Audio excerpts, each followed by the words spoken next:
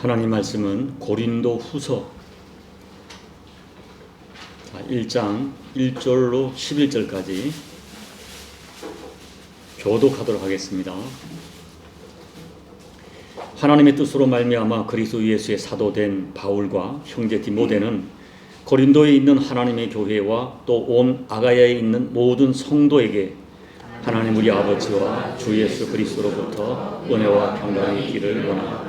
찬송하리도다. 그는 우리 주 예수 그리스도의 하나님이시요 자비의 아버지시요 모든 위로의 하나님이시며 우리의 모든 환난 중에서 우리를 위로하사 우리로 하여금 하나님께 받는 위로로서 모든 환난 중에 있는 자들을 능히 위로하게 하시는 이시로다.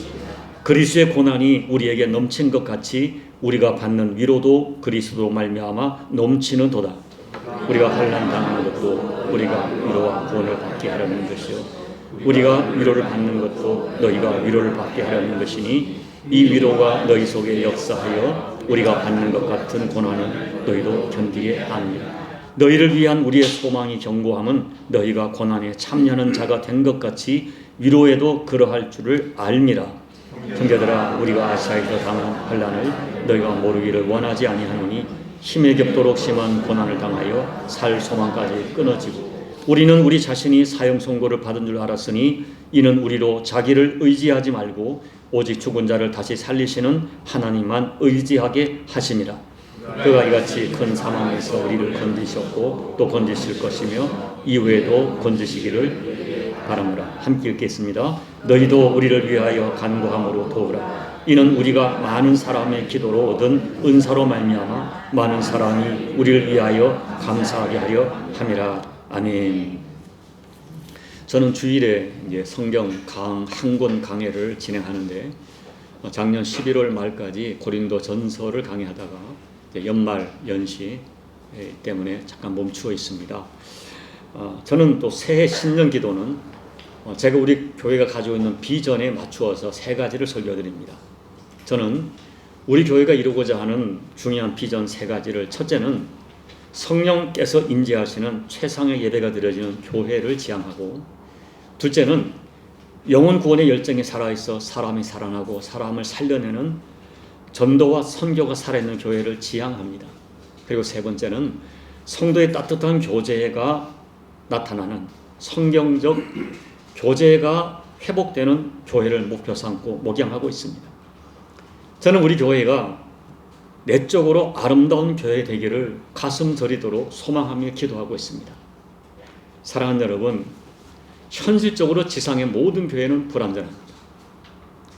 문제없는 교회 없고 갈등 없는 교회가 없습니다. 완벽한 목회자가 없고 완벽한 교인이 없습니다.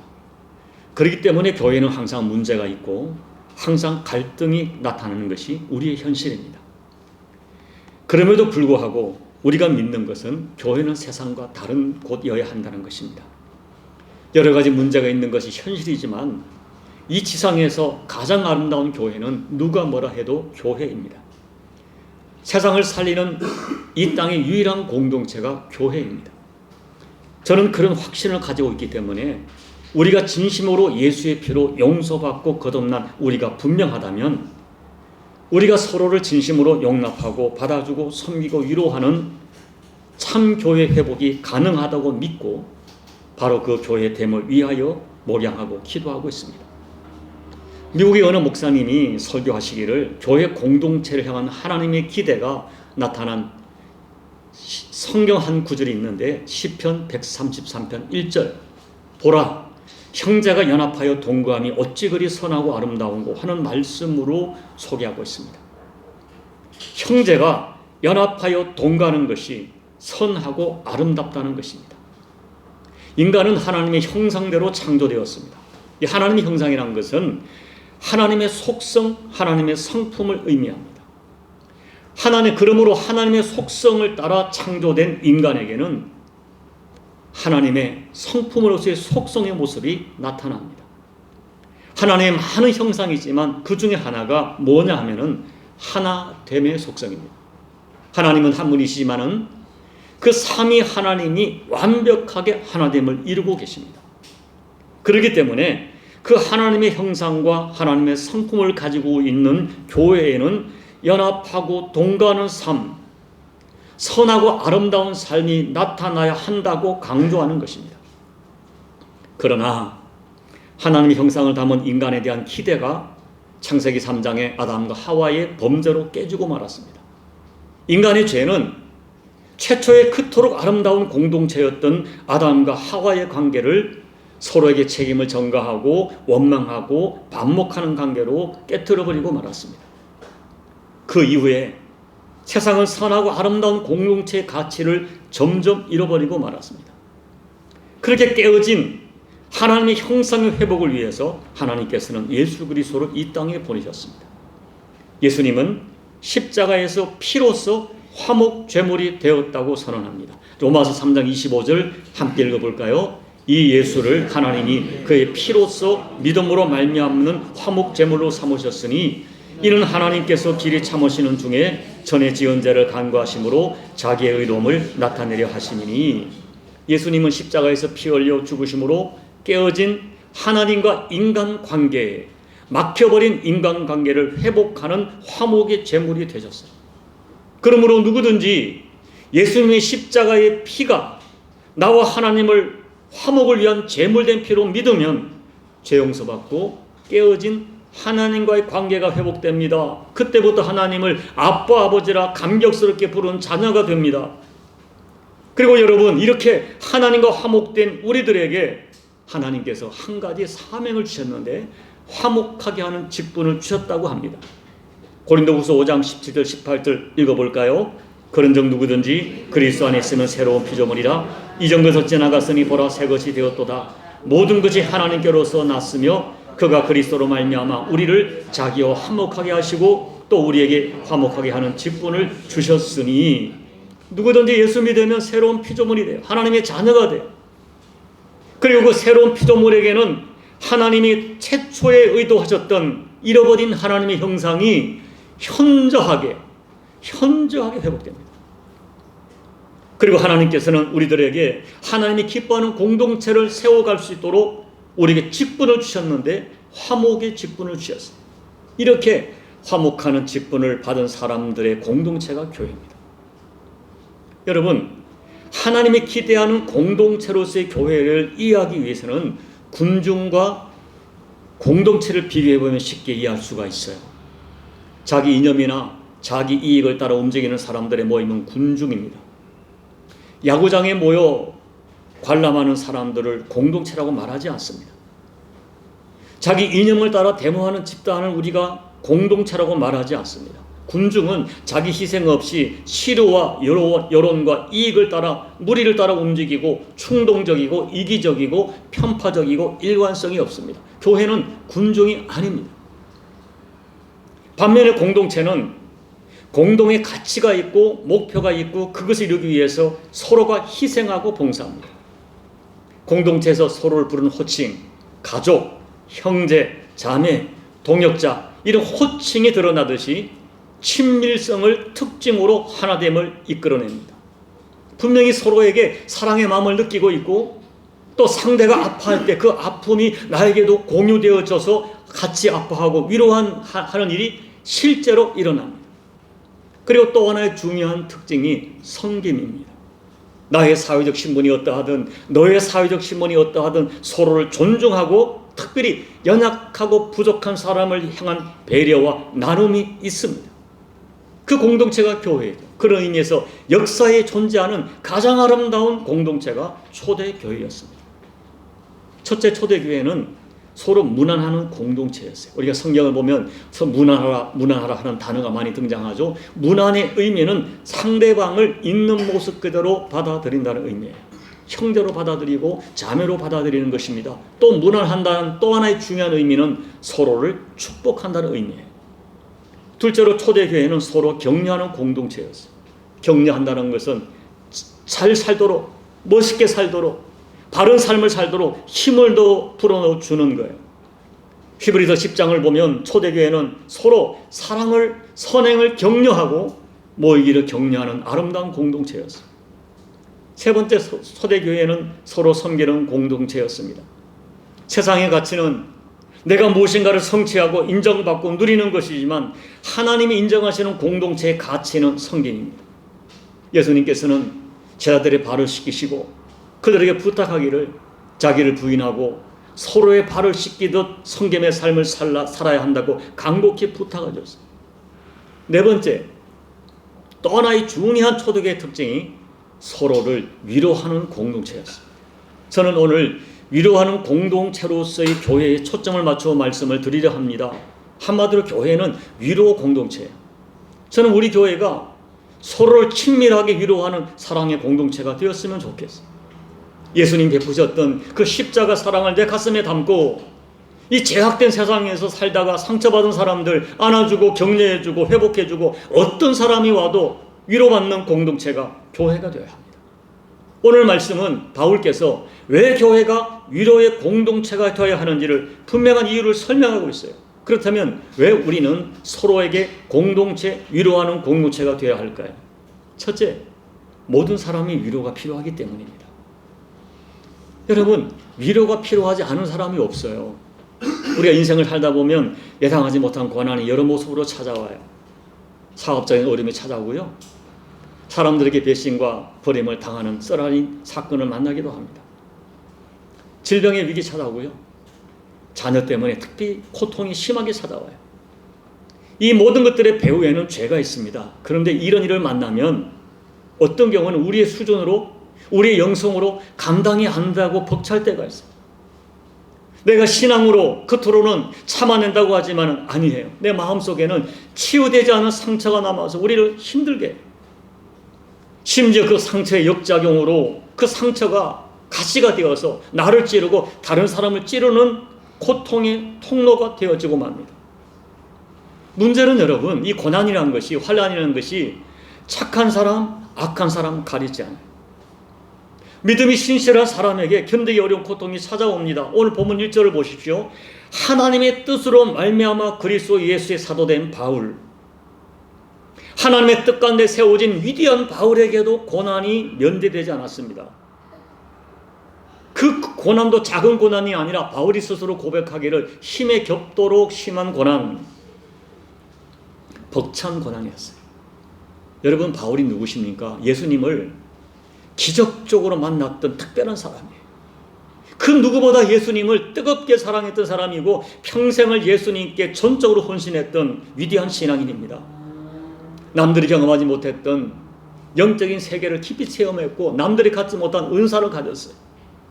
세상을 변화시켰던 위대한 사도 바울에게 극심한 고난이 찾아왔어요. 바울이 만난 고난은 크게 두 가지였습니다. 첫째가 교회 내적으로 당하는 고난이었어요. 특별히 오늘 고린도 전서와 후서를 보면 바울의 기차가에 세운 고린도 교회에 너무나 많은 문제들이 나타나 바울의 가슴을 아프게 했어요. 교인들끼리 분파를 지어서 서로가 싸웁니다. 교인들에게서 세상에서도 볼 수 없는 음행의 문제가 나타납니다.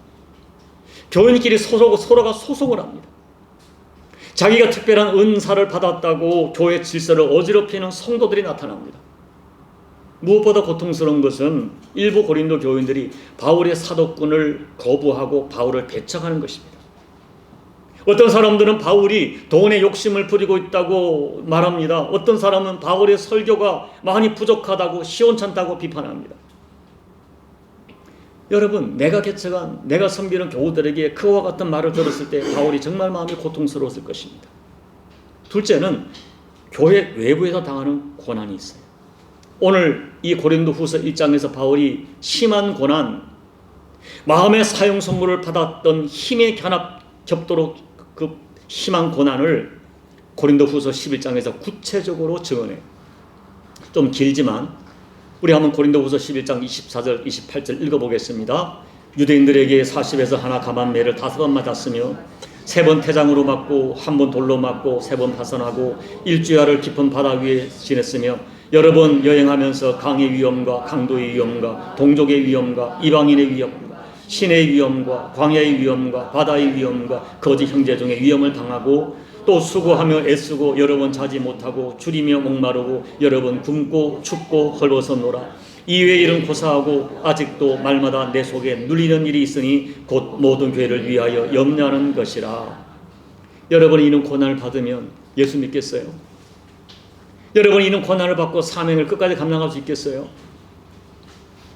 얼마나 그 고난이 컸던지 바울 같은 위대한 영성의 사람이 오늘 고린도후서 1장 8절에서 살 소망이 끊어졌다라고 표현합니다. 힘에 격도록 심한 고난이었다고 표현합니다. 구절에서는 마음의 사형 선고를 받은 것 같다고 표현합니다. 쉽게 말하면 이러다가 정말 죽을지도 모르겠다. 아니, 마음으로는 이미 죽고 싶을 정도로 힘들다는 표현입니다. 여러분, 바울같이 위대한 영성의 사람도 감당하기 어려운 심각한 고난을 받았습니다. 그런데 바울은 이와 같은 고난 속에서 놀랍게도 3절 말씀에서 하나님께 감사하고 오히려 찬양을 드리고 있어요. 어떻게 그런 극심한 고난 가운데서도 이렇게 감사할 수 있고 찬양을 드릴 수 있을까요? 원망과 좌절 대신에 찬양하는 바울, 왜 그랬을까요? 두 번째, 환난 가운데서 위로의 하나님을 만났기 때문입니다. 바울은 극심한 환난과 고난 가운데 위로하는 자비의 아버지, 모든 위로의 하나님을 만났다고 간증합니다. 하나님은 위로하시는 아버지세요. 아버지, 좋으신 아버지. 여기 위로라는 말이 헬라어로 파라클레시스인데 이것은 옆에서 소리친다 하는 거예요.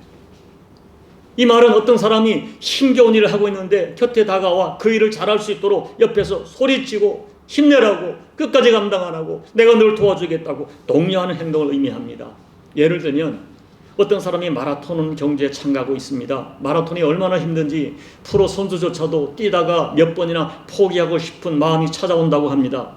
그때 코치가 자전거를 타고 곁에 같이 달리면서 포기하지 말라고, 힘을 내라고, 고지가 얼마 남지 않았다고 완주하도록 소리를 지르면서 격려하는 것입니다. 이것이 파라클레시스의 의미예요. 여러분, 파라클레시스의 중요한 것은 힘들다는 이유로 중간에 경주자를 빼주는 것이 아닙니다. 힘들어도 끝까지 완주할 수 있도록 돕는 태도예요.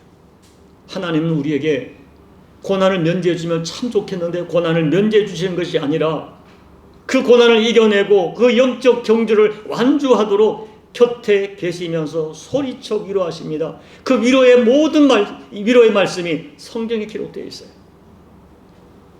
여러분, 성경이 말씀하는 위로는 단순한 동정이 아니에요. 우리가 어려움 당하는 사람을 향한 아파하는 마음의 동정이라면 위로라는 것은 내가 가진 작은 힘이라도 있다면 그 힘을 가지고 고난당하는 사람을 구체적으로 도와주고 실제적으로 힘이 되어주는 행동과 태도를 말합니다. 바울이 사도행전 27장에서 로마로 가는 도중에 유라굴라는 광풍을 만났습니다.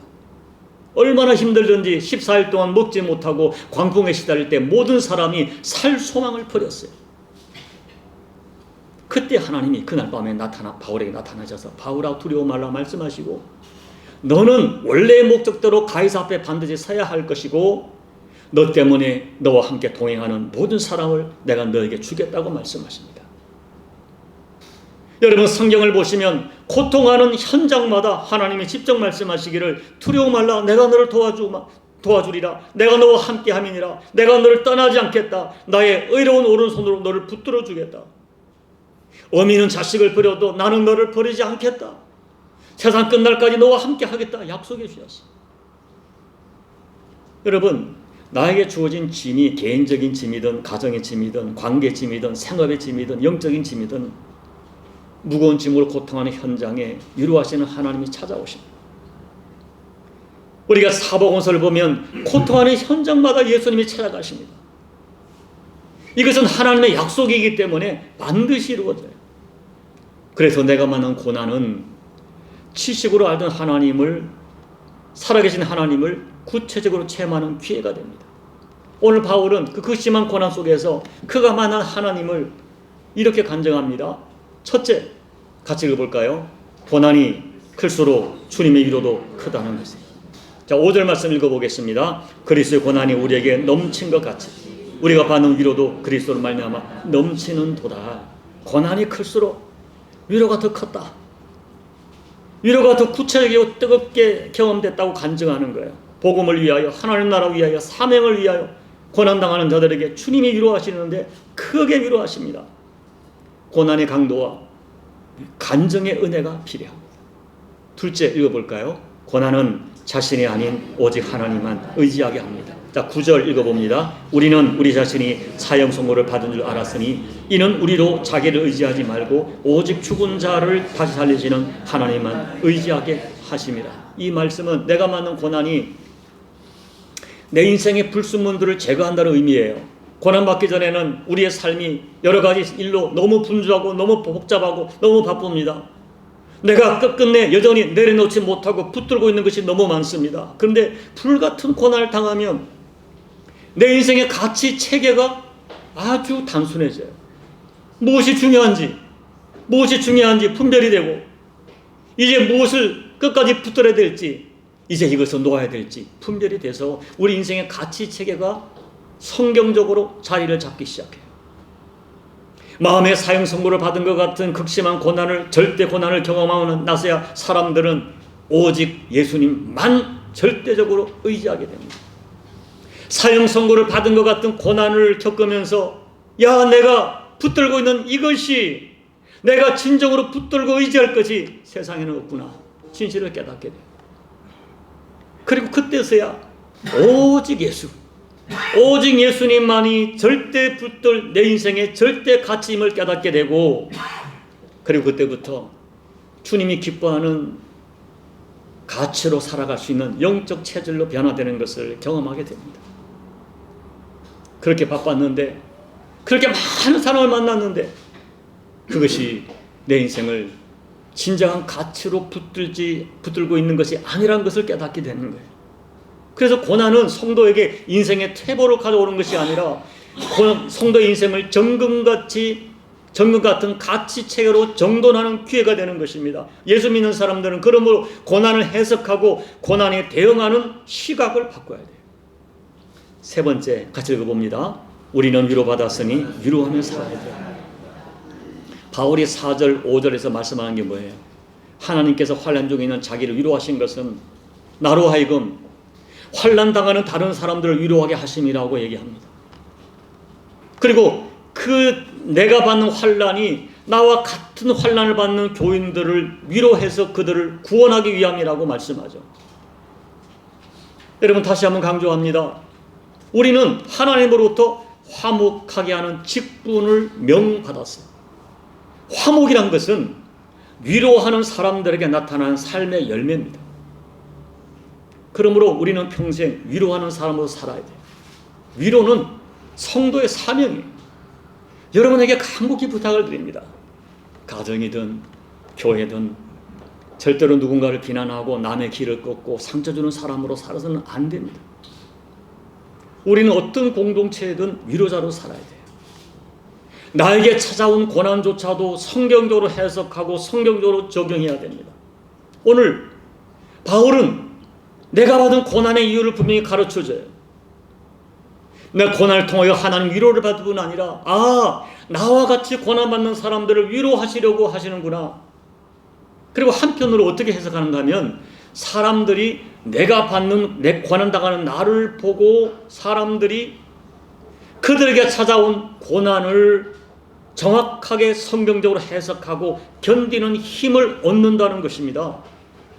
그래서 헨리 나우엔 같은 사람은 이러한 성도의 모습을 일컬어 상처받은 치유자라고 해석해요.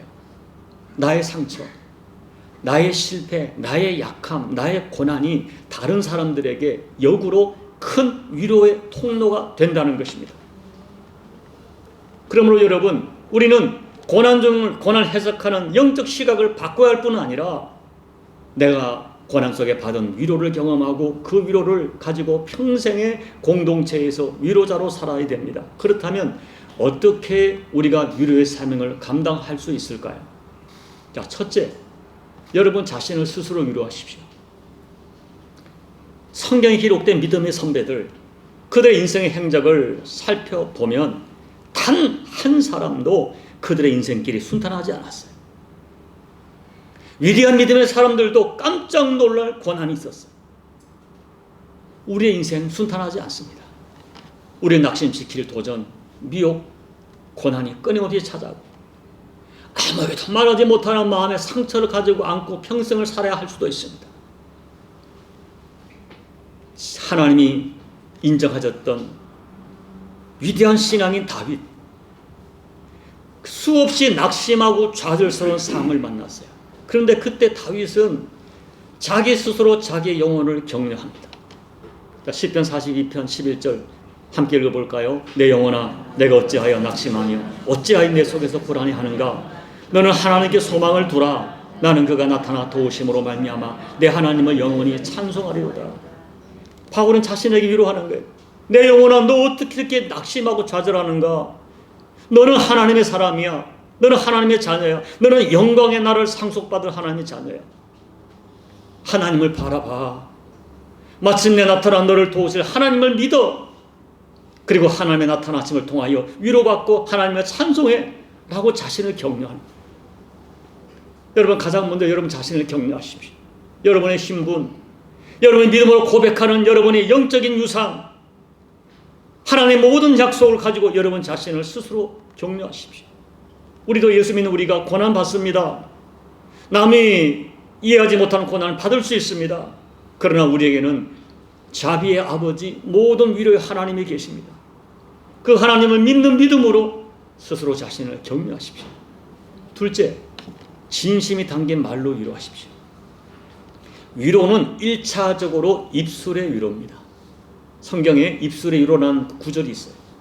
물론 여러분 입술만의 위로는 부족한 점이 분명히 있지만 진심이 담긴 입술의 위로는 분명히 사람들을 움직이는 힘이 있습니다.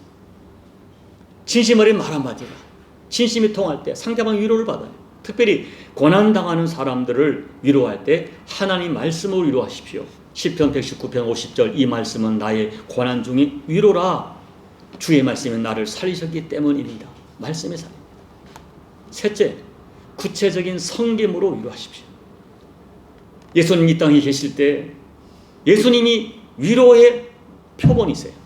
예수님이 고난당한 자를 보시고 애타하셨는데 그 예수님이 마음에 민망히 여기신다, 긍휼히 여기신다 하는 헬라 원어를 찾아보면은 우리가 사용하는 애간장이 끓는다. 예수님은 고통하는 사람을 보시고 너무 가슴으로 아파졌어요.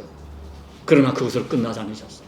그 다음에는 구체적으로 그들의 고난당하는 상처와 현장을 만져주십니다. 치료하십니다. 구원해 주십니다. 위로는 동정이 아니에요.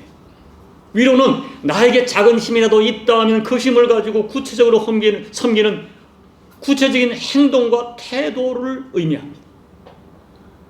바울에게는 수많은 대적들이 있었고 또 그를 떠났던 많은 사람들이 있었지만은 또한 수많은 위로자도 있었습니다. 특별히 바울은 오네시보로라는 사람을 잊을 수가 없었어요. 디모데전서 1장 16절 17절 읽어볼까요? 원하건대 주께서 오네시보로의 집에 긍휼을 베푸시옵소서.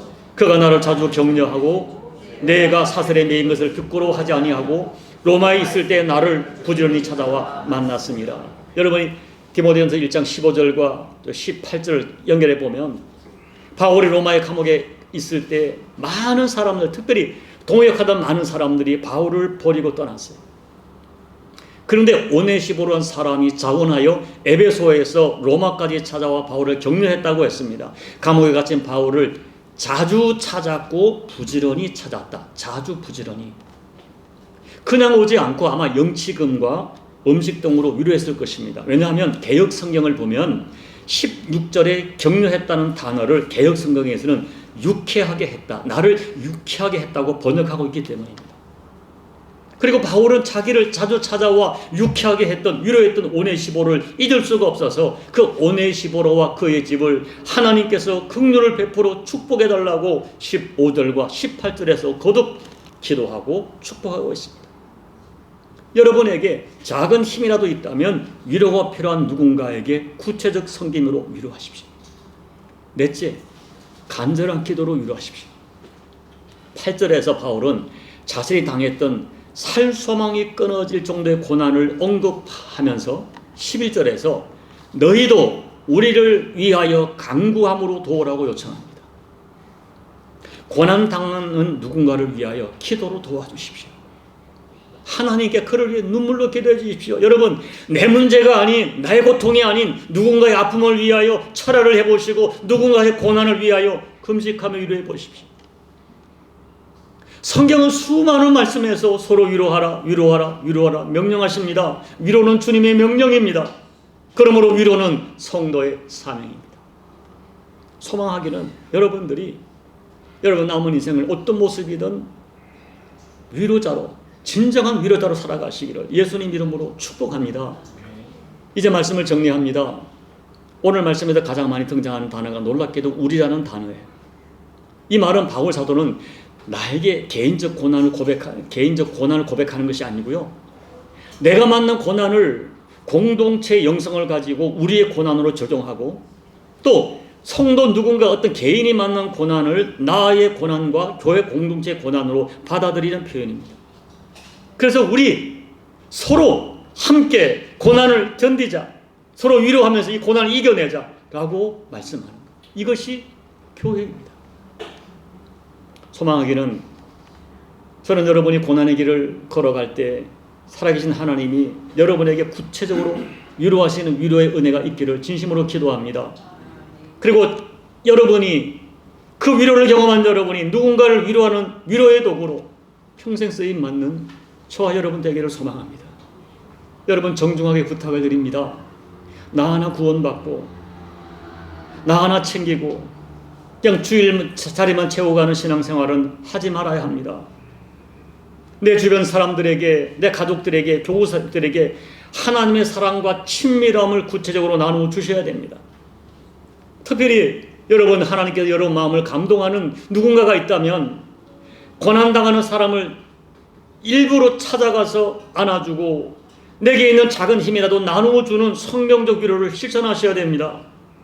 그리하여 여러분 남은 인생 하나님이 기뻐하는 위로자와 격려자로 쓰임 받는 우리 모두가 되시기를 예수님 이름으로 간곡히, 정말 간곡히 권면을 드리고 축복합니다. 아멘. 우리 함께 오늘 말씀을 나누고 같이 기도하겠습니다. 저는 예수의 피로 구원받은 저와 여러분이기에, 예수의 사랑을 노래하고 찬양한 우리들이기에 그 사랑의 10,000분이라도 본받아, 하나님의 형상을 1000번이라도 본받아 이 사랑을, 이 위로의 사명 감당하는 것이 가능하다고 믿습니다. 오늘 말씀을 기억하면서 하나님 남은 평생에 위로자로 살게 도와주십시오. 위로를 사명처럼 받들어서 내게 있는 작은 힘이라도 하나님 주신 것이 있다면 그것 가지고 서로 위로하되, 특별히 고난당하는 믿음의 형제 자매들에게 위로의 통로로 쓰임받는 인생을 살게 달라고 함께 기도하시고, 우리 남은 십자가교회가 연약한 교회지만 이 말레이시아에 있는 많은 사람들에게, 이 지역 사람들에게 위로의 통로로 쓰임받는 교회 될 수 있도록 우리 함께 말씀을 가지고 성령이 주시는 감동을 따라 기도하며 나가시겠습니다. 존귀하신 아버지 하나님, 고맙고 감사합니다. 오늘도 말씀을 통하여 저희들에게 은혜 베풀어 주심을 감사합니다. 우리가 하나님의 사랑과 은혜를 받은 사람들이기에 그 사랑을 날마다 노래하며 찬양으로 그치는 것이 아니라 내게 받은 주의 은혜에 간직하면서 갚을 수 없는 은혜를 받았는데, 하나님 내 주변에 누군가에게 주님의 명령을 붙들고 위로자로 살아가는 저희가 될 수 있도록 하나님 도와주십시오. 주님, 내가 위로할 자가 기억나게 도와주시고 생각나게 도와주셔서 아버지가 내 마음을 격동할 때에 아멘으로 순종하여 하나님 우리 모두가 위로의 통로로 쓰임받는 저희들 될 수 있도록 하나님 도와주시고, 우리 남은 십자교회가 이곳에 위로의 통로로 쓰임받도록 은혜 베풀어 주시옵소서. 하나님 아버지, 저희들은 하나님 우리 주 예수께 갚을 수 없는 은혜를 받은 자들입니다.